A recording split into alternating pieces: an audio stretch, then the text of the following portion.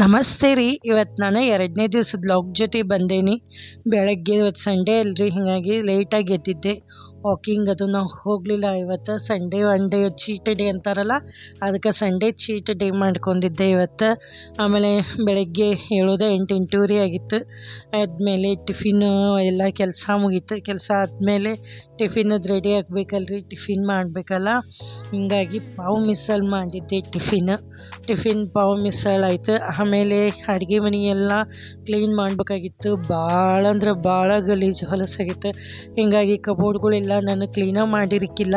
ಆಷಾಢ ಬಂದರೂ ನಾನು ಕ್ಲೀನ್ ಮಾಡಿರ್ಕಿಲ್ಲ, ಅವಾಗ ಆಗಿರ್ಕೇ ಇಲ್ಲ. ಅದಕ್ಕೆ ಇವತ್ತೆಲ್ಲ ಮತ್ತು ಶುಕ್ರವಾರ ಬರೋದ್ರೊಳಗೆ ಎಲ್ಲ ಕ್ಲೀನ್ ಮಾಡ್ಕೊನು ಅಂತ ಹೇಳಿ ಕಬೋರ್ಡ್ ಅದು ಎಲ್ಲ ಕ್ಲೀನ್ ಮಾಡ್ಕೋದಾಯಿತು. ಬಾಟಲ್ಸ್ ಎಲ್ಲ ತೊಳಿಬೇಕಾಗಿತ್ತು.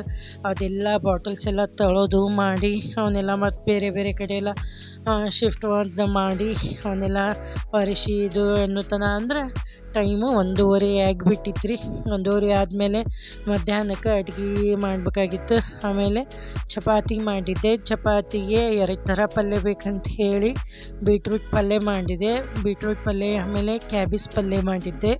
ಅನ್ನ ಮೂಲಂಗಿ ಹುಳಿ ಮಾಡಿದ್ದೆ, ಮೂಲಂಗಿ ಹಾಕಿ. 2 ಥರ ಪಲ್ಯ ಯಾಕಂದ್ರೆ ರೀ, ಮಗಳು ಕ್ಯಾಬೇಜ್ ಪಲ್ಯ ತಿಂತಾಳೆ. ಮಗಳಿಗೆ ಕ್ಯಾಬೇಜ್ ಪಲ್ಯ ಭಾಳ ಇಷ್ಟ. ಅದಕ್ಕೆ ಮಗಳಿಗೆ ಕ್ಯಾಬೇಜ್ ಪಲ್ಯ ಮಾಡಿದೆ. ನಮ್ಮ ಮನೆಯವರು ಕ್ಯಾಬೇಜ್ ಪಲ್ಯ ತಿನ್ನೋದಿಲ್ಲ.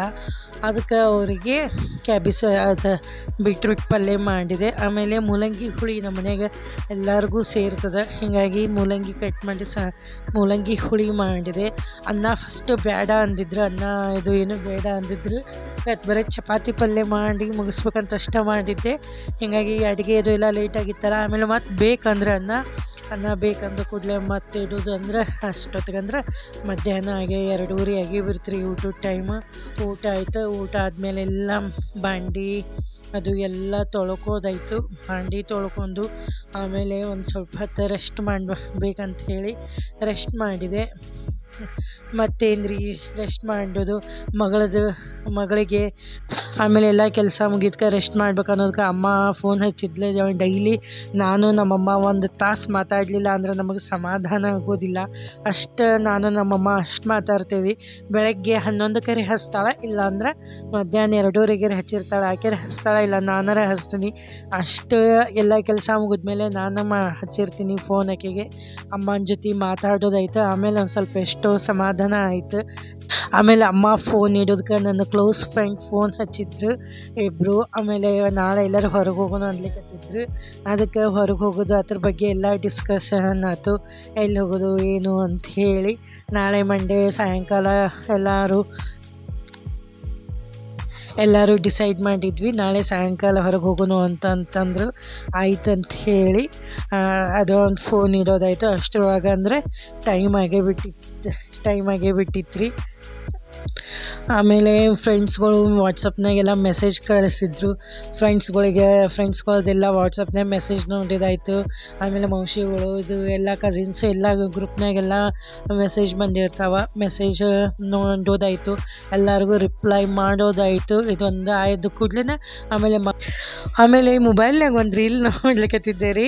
ಅವಕ್ಕೆ ಹೇಳಿಕತ್ತಿದ್ಲು, ಚಪಾತಿ ಮಾಡೋದು ಮುಗಿದಿಲ್ಲ ಹೆಣ್ಮಕ್ಳದ್ದು. ಒಂದು ಮ್ಯಾರೇಜ್ಗೆ ಹೋದರೂ ಚಪಾತಿ ಮಾಡಿಟ್ಟು ಹೋಗ್ಬೇಕು, ಒಂದು ಫಂಕ್ಷನ್ಗೆ ಹೋದರೂ ಚಪಾತಿ ಮಾಡಿಟ್ಟು ಹೋಗ್ಬೇಕು, ಒಂದು ಕಿಟಿ ಪಾರ್ಟಿಗೆ ಹೋದರೂ ಚಪಾತಿ ಮಾಡಿಟ್ಟು ಹೋಗ್ಬೇಕು, ಆಮೇಲೆ ಒಂದು ಬರ್ತಡೇ ಪಾರ್ಟಿಗೆ ಹೋದರೂ ಚಪಾತಿ ಮಾಡಿಟ್ಟು ಹೋಗ್ಬೇಕು. ಈ ಚಪಾತಿ ಲಟ್ಟಿಸೋದ ಮುಗಿದಿಲ್ಲ ನೋಡ್ರಿ ಹೆಣ್ಮಕ್ಳ ಜೀವನ ಉದ್ದೇಶ ಚಪಾತಿ ಚಪಾತಿ ಚಪಾತಿ ಅಂತ ಹೇಳಿಕತ್ತಿದ್ಲರಿ. ಮಾಡೋದು ಖರೇನ ಅಲ್ರಿ, ಎಲ್ಲೋದ್ರಿ ಲಟ್ಟಿಸೋದ ಮುಗಿದಿಲ್ಲ ನಮ್ಮದು ಹಂಗೆ ಅನ್ನಿಸ್ತದ.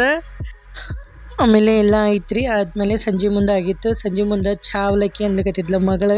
ಇವತ್ತು ಸಂಡೇ ಇಲ್ರಿ, ಮಗಳು ಮನೆಯಾಗ ಇರ್ತಾಳೆ. ಹಿಂಗಾಗಿ ಸಂಜೆ ಮುಂದೆ ಏನಾರ ಬೇಕಾಗ್ತದೆ ಆಕೆಗೆ. ಅದಕ್ಕೆ ಅವಲಕ್ಕಿ ಹಚ್ಚಿದ್ದೆ ರೀ. ಎತ್ರೋಗ ನನಗೆ ಅವಲಕ್ಕಿ ಚಹಾ ಅಂದ್ರೆ ಪರಮಾನಂದ ರೀ, ಅಷ್ಟು ರುಚಿಯಾಗಿರ್ತದೆ. ಒಮ್ಮೆ ನೀವು ಟ್ರೈ ಮಾಡಿರಿ. ಅವಲಕ್ಕಿ ಹಚ್ಕೊಂಡಾಗ ಅದ್ರ ಮೇಲೆ ಅವಲಕ್ಕಿ ಮೇಲೆ ಚಹಾ ಹಾಕ್ಕೊಂಡು ಕುಡೀರಿ, ತಿನ್ನಿರಿ. ಎಷ್ಟು ರುಚಿ ಅನ್ನಿಸ್ತದ್ರಿ. ಯಾಕಂದ್ರೆ ಇದು ನಮ್ಮ ಅಜ್ಜಿ ನಮಗೆ ಕಲಿಸ್ಕೊಟ್ಟಿದ್ದು ಚಹಾ ಅವಲಕ್ಕಿ ತಿನ್ನೋದು. ಇನ್ನೂವರೆಗೂ ನಾವು ಚಹಾ ಅವಲಕ್ಕಿ ಅಂದ್ರೆ ನಮಗೆ ಅಷ್ಟು ಇಷ್ಟ.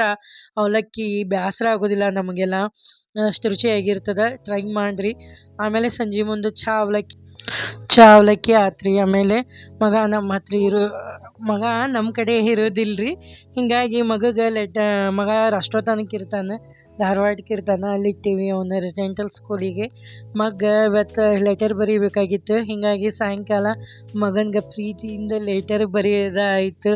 ಇಷ್ಟ ಅಂದ್ರೆ ರೀ ಮಗನ್ಗೆ ಪಾಪ ತಿಂಗಳಿಗೊಮ್ಮೆ ಭೇಟಿ ಆಗ್ತೀನಿ ರೀ ನನ್ನ ಮಗನ ನಾನು. ಹೀಗಾಗಿ ತಿಂಗಳ್ದಾಗ 2-3 ಸತಿ ಲೆಟರ್ ಹಾಕಿರ್ತೀವಿ.